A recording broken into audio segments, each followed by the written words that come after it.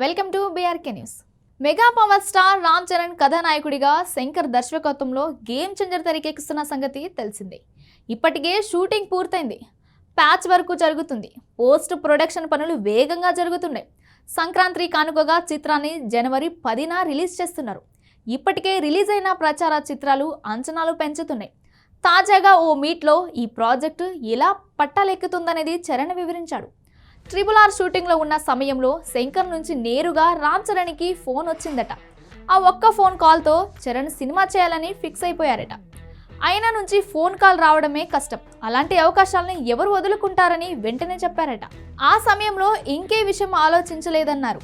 ఆ ఫోన్ కాల్ని ఓ అదృష్టంగా భావిస్తున్నట్లు తెలిపారు. ఆయనతో పని చేయడం కాస్త కష్టంగా ఉన్నా పని చేస్తే మాత్రం చాలా లాభాలు ఉంటాయన్నారు. అలాగే సినిమాలో తండ్రి కుమారుడు రోల్ తానే పోషిస్తున్నట్లు తెలిపారు. ఒకటి రైతు పాత్ర కాగా మరొకటి ప్రభుత్వ అధికారి రోల్ అని తెలిపారు. చరణ్ 2 పాత్రలపైన రిలీజ్కు ముందే క్లారిటీ వచ్చేసింది. ఇప్పటికే ఆ పాత్రలను సంబంధించిన లుక్స్ కూడా రిలీజ్ అయిన సంగతి తెలిసిందే. టీజర్కి ముందే రెస్పాన్స్ వచ్చింది.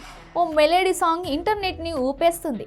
ఇక మరికొన్ని పాటలు రిలీజ్ కావాల్సి ఉంది. ట్రైలర్ కోసం అభిమానులంతా ఎంతో ఎగ్జైట్మెంట్తో ఎదురు చూస్తున్నారు. ఇంతవరకు శంకర్ తెలుగు సినిమా కానీ తెలుగు హీరోని కానీ డైరెక్ట్ చేయలేదు. తొలిసారి ఆ ఛాన్స్ కేవలం రామ్ చరణ్కి మాత్రమే వచ్చింది. అప్పట్లో సూపర్ స్టార్ మహేష్కి ఆ ఛాన్స్ వచ్చింది, కానీ అది రీమేక్ సినిమా కావడంతో మహేష్ అంగీకరించలేదు.